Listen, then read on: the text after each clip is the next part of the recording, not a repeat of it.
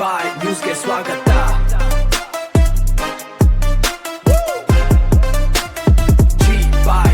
ಸರ್ಕಾರ ತೀರ್ಮಾನ ಮಾಡಿತ್ತು ಇವತ್ತು ಕೆರೆಯಲ್ಲಿ ನೀರು ತುಂಬಿಸುವಂತದ್ದಕ್ಕೆ ಅದೇ ಸಾಕು.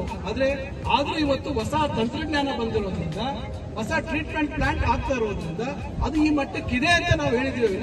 ನಾವೇನು ಅವ್ರು ಹೇಳಿದ್ ಸರಿಯಲ್ಲ. ಇವತ್ತು ನಾವು ಇಂಡಿಯನ್ ಇನ್ಸ್ಟಿಟ್ಯೂಟ್ ಆಫ್ ಸೈನ್ಸ್ ಸಂಬಂಧಪಟ್ಟಂತ ಅಲ್ಲಿ ಏನು ಎಕ್ಸ್ಪರ್ಟ್ಸ್ ಇದ್ದಾರೆ, ತಜ್ಞರಿದ್ದಾರೆ. ಅವರು ನಿರಂತರವಾಗಿ ಇವತ್ತು ನ್ಯಾಷನಲ್ ಗ್ರೀನ್ ಟ್ರಿಬ್ಯುನಲ್ಗೆ ಅವರು ವರದಿ ಕೊಡಬೇಕು, ನೀರಿನ ಗುಣಮಟ್ಟದ ವರದಿ ಕೊಡಬೇಕು, ಪ್ರತಿ ದಿವಸ ಅವರು ವರದಿ ಕೊಡಬೇಕು. ಇವೆಲ್ಲ ಇದೆ. ಸುಮ್ಮನೆ ನಾವೆಲ್ಲ ಏನು ಜನರಿಗೆ ವಿಷಯ ಕೊಡಬೇಕು ಅಂತ ಯಾರು ಇಲ್ಲ.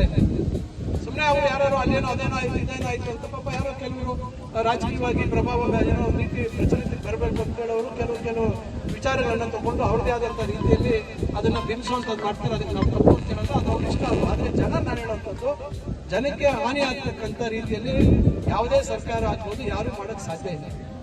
ಯಾಕಂದ್ರೆ ಇವತ್ತು ಕೋರ್ಟ್ ಮತ್ತೊಂದು ಇವತ್ತು ಅದನ್ನ ಗಮನಿಸ್ತಾ ಇರ್ತಾರೆ.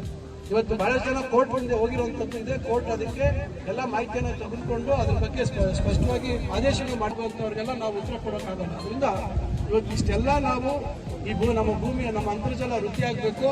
ರೈತರಿಗೆ ಎಲ್ಲೆಲ್ಲಿ ಸಾಧ್ಯ ಆಗುತ್ತೆ ಅಲ್ಲಿ ನಮ್ಮ ಬೋರ್ವೆಲ್ನಲ್ಲಿ ಇರ್ತಕ್ಕಂಥ ನೀರಿನ ಅಂಶ ಮೇಲ್ ಬರಬೇಕು. ನಾವು ಕೃಷಿ ಚಟುವಟಿಕೆಯಲ್ಲೂ ನಮಗೆ ಲಾಭದಾಯಕ ಆಗಬೇಕು. ಜೊತೆಗೆ ನಮ್ಮ ಮಕ್ಕಳು ಓದಿರುವಂತವ್ರಿಗೆ ಉದ್ಯೋಗ ಅವಕಾಶಗಳು ಜಾಸ್ತಿ ಸಿಗುವಂತ ರೀತಿಯಲ್ಲಿ ಕೂಡ ನಾವು ನಮ್ಮ ಜವಾಬ್ದಾರಿಯನ್ನು ನಾವು ನಿಭಾಯಿಸಬೇಕಾಗುತ್ತೆ. ಇವೆಲ್ಲವನ್ನ ನಾನು ವ್ಯವಸ್ಥಿತವಾಗಿ ಇವತ್ತು ಮಾಡುವಂತ ಕೆಲಸವನ್ನು ನಾವು ಮಾಡ್ತಾ ಇದ್ದೀವಿ. ಅದರಿಂದ ನಮ್ಮ ತಾಲೂಕಿನಲ್ಲಂತೂ ತಾವೆಲ್ಲರೂ ಬಹಳ ಇವತ್ತು ನಮಗೆ ಒಂದು ರೀತಿ ಒಳ್ಳೆ ಪ್ರೋತ್ಸಾಹ ಕೊಡ್ತಾ ಇದ್ದೀರಾ. ಒಂದು ಕೈಗಾರಿಕೆ ವಿಚಾರದಲ್ಲಿ ಇರ್ಬೋದು, ನಾನು ಕೂಡ ಅದೇ ರೀತಿ ರೈತರಿಗೆ ಒಳ್ಳೆ ನ್ಯಾಯ ಅದಕ್ಕೆ ಎಲ್ಲ ರೀತಿ ಅದಕ್ಕೆ ತಯಾರಿ ಮಾಡಿ ಅದಕ್ಕೆ ಕೊಡಿಸುವಂತ ಅದಕ್ಕೆ ಅಧಿಕಾರಿಗಳ ಮೇಲೆ ಒತ್ತಡ ಹಾಕಿ ಕೊಡಿಸುವಂತ ಪ್ರಯತ್ನ ಮಾಡ್ತಾ ಇದೀವಿ. ಇವೆಲ್ಲ ಎಲ್ಲೇ ಒಂದು ಬದಲಾವಣೆ ಒಂದು ಬೆಳವಣಿಗೆ ಆಗ್ಬೇಕಾದ್ರೆ ಕೈ ಬದಲಾಯಿಸ್ಕೊಂಡು ಹೋಗ್ತಾ ಇದ್ರೆ ಬೆಳವಣಿಗೆ ಆಗ್ತದೆ. ಏನಪ್ಪ ಚಂದ್ರು, ಸೈಟ್ ಅಂಬರೀಷ್ ಕೈಯಿಂದ ನಿನ್ ಕೈಗೆ ಬಂದಾಗ ಒಂದ್ ರೇಟ್ ಆಗುತ್ತೆ, ನಿನ್ ಕೈಯಿಂದ ಮುಸ್ತಫಾ ಕೈಗೆ ಬಂದ್ರೆ ಒಂದ್ ಕೇಳಾಗುತ್ತೆ, ಮುಸ್ತಫಾಯಿಂದ ಲೋಕೇಶ್ ಕೈಗೆ ಬಂದ್ರೆ ಒಂದ್ ರೇಟ್ ಆಗುತ್ತೆ. ಎಲ್ಲೆಲ್ಲಿ ಕೈಗಾರಿಕೆ ಅಂತ ಹೇಳಿ ಗುರುತಿಸಿದೀವಿ ಪಕ್ಕದಲ್ಲಿ ಇರ್ತಕ್ಕಂಥ ಭೂಮಿ ಬೆಲೆ ಎಲ್ಲ ಜಾಸ್ತಿ. ಏನು ಅದಕ್ಕೆ ಮುಂಚೆ ಏನಿತ್ತು, ಈ ಕೈಗಾರಿಕೆ ಮಾಡ್ತೀವಿ ಅಷ್ಟಲ್ಲೇ ಏಕಾಏಕಿ ಹೆಂಗ್ ಬೆಲೆ ಜಾಸ್ತಿ.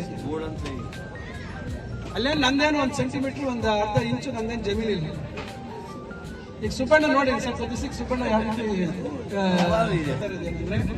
ಇವತ್ತು ಏನೋ ಒಂದು ಜನರಿಗೆ ಒಂದು ಒಳ್ಳೆ ಸತೀಶ್ ಎಲ್ರಿಗೂ ಏನೋ ಒಂದು ಅನುಕೂಲ ಆಗ್ಬೇಕು. ಒಂದು ಜವಾಬ್ದಾರಿಯಿಂದ ಚುನಾಯಿತ ಪ್ರತಿನಿಧಿಯಾಗಿ ಎಲ್ಲಾ ವಿಚಾರಗಳನ್ನ ಗಮನದಲ್ಲಿಟ್ಕೊಂಡು ನಾವು ಈ ಪ್ರಕ್ರಿಯೆಗಳನ್ನ ಮಾಡುವಂತದ್ದು ನಮ್ಮ ಕರ್ತವ್ಯ. ಅದರಿಂದ ಇವತ್ತು ಇಷ್ಟೆಲ್ಲ ಮಾಡುವಂತದಕ್ಕೆ ತಾವೆಲ್ಲರೂ ಒಳ್ಳೆ ರೀತಿ ಸಹಕಾರ ಕೊಡ್ತಾ ಇದ್ದೀರಾ.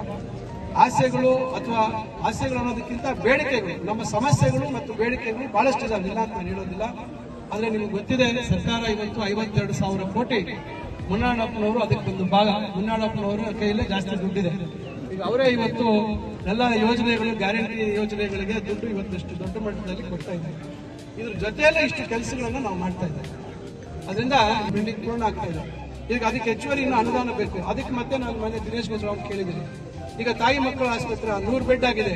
ಇದು ಅದಕ್ಕೆ ಸಲಕರಣೆಗಳನ್ನ ಕೊಡಬೇಕು ಅಂತ ಹೇಳಿ ಅದು ಕೊಟ್ಟು ಅದು ಬೇಗ ಚಾಲನೆ ಮಾಡಬೇಕು ಅಂತ. ಈಗ ಆಸ್ಪತ್ರೆಯಲ್ಲಿ ಕೆಲಸ ಶುರು ಮಾಡಬೇಕು. ಯಾವುದು ಹಳೆ ಆಸ್ಪತ್ರೆ, ಸಾರ್ವಜನಿಕ ಆಸ್ಪತ್ರೆಯಲ್ಲಿ ನಾನು ಹಿಂದೆ 10 ಕೋಟಿ ಕೊಡಿಸಿದ್ದೆ. ಈಗ ಮೊನ್ನೆ ನಂದಿ ಕ್ಯಾಬಿನೆಟ್ ಅಲ್ಲಿ 14 ಕೋಟಿ ಕೊಡ್ಸಕ್ ಮಾಡಿದ್ದೆ, ಅದು ಪೆಂಡಿಂಗ್ ಆಯ್ತು.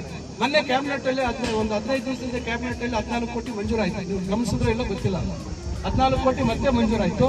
ಮತ್ತೆ ನಾನು ನಮ್ಮ ಇಲಾಖೆಯಿಂದ ಮತ್ತೆ 5 ಕೋಟಿ ಕೊಟ್ಟಿದ್ದೀನಿ. ಈಗ ಒಟ್ಟು 29 ಕೋಟಿ ನಮ್ಮ ಸಾರ್ವಜನಿಕ ಆಸ್ಪತ್ರೆ ಕೊಡಿಸಿದ್ದೀವಿ. ಇವತ್ತು ಇಷ್ಟೆಲ್ಲ ಆದಾಗ ನೀವು ಆಸ್ಪತ್ರೆ ಈಗೇನು ಗ್ರೌಂಡ್ ಫಸ್ಟ್ ಫ್ಲೋರ್ ಮಾಡ್ತೀವಿ ಮತ್ತು ಹಳೆ ಕಟ್ಟಡ ಸ್ವಲ್ಪ ಅಲ್ಲಲ್ಲಿ ಸ್ವಲ್ಪ ಪಿಲ್ಲರ್ಗಳೇನೋ ಅದಕ್ಕೆ ಬಲಗೊಳಿಸಬೇಕು ಅಂತಿದ್ದಾರೆ. ಆ ಕೆಲಸ ಶುರು ಮಾಡ್ಬೇಕು. ಮನೆ ಶುರು ಮಾಡ್ತೀವಿ ಅಂತ ಹೇಳಿದ್ರು. ಅದು ಕೇಳೋದು ವರ್ಕ್ ಸ್ಟಾರ್ಟ್ ಮಾಡ್ತಾರಂತ ಆಸ್ಪತ್ರೆ. ಡಾಕ್ಟರ್ಗಳು ಸುಮಾರು ಈಗ ನಾವು ಬಹಳಷ್ಟು ಕಡೆ ಡಾಕ್ಟರ್ಗಳಿಗೆ 75,000 ಕೊಡ್ತೀವಿ, ಸ್ಪೆಷಲಿಸ್ಟ್ಗೆ 1 ಲಕ್ಷ 1.25 ಲಕ್ಷ ಕೊಡ್ತೀವಿ ಅಂದ್ರೆ ಬರ್ತಾ ಇಲ್ಲ. ಸುಮಾರು ಸತಿ ನಾವು ನೋಟಿಫಿಕೇಶನ್ ಮಾಡಿದ್ರೆ ಬರ್ತಾ ಇಲ್ಲ. ಕೆಲವರು ಬರ್ತಾರೆ, 1-2 ದಿವಸ ನಾವು ಪೋಸ್ಟ್ ಗ್ರಾಜುಯೇಷನ್ ಓದ್ಬೇಕು ಅಂತ ಹೇಳ್ಬಿಟ್ಟು ರಜಾ ಕೊಟ್ಟಿರ್ತಾರೆ.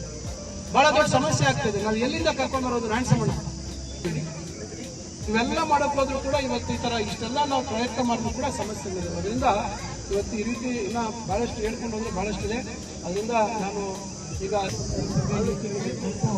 ನಮ್ಮ ಈ ಒಂದು ಕೈಗಾರಿಕೆಗೂ ನನ್ನ ಇದೇ ರೂಪವಾದಂಥ ಧನ್ಯವಾದಗಳು ತಿಳಿಸ್ತೀನಿ. ಮತ್ತು SCPT ನಾವು ಮಾಡ್ತಾ ಇದ್ದೀವಿ. ದೇವಾಲಯದಲ್ಲೂ ಅಷ್ಟೇ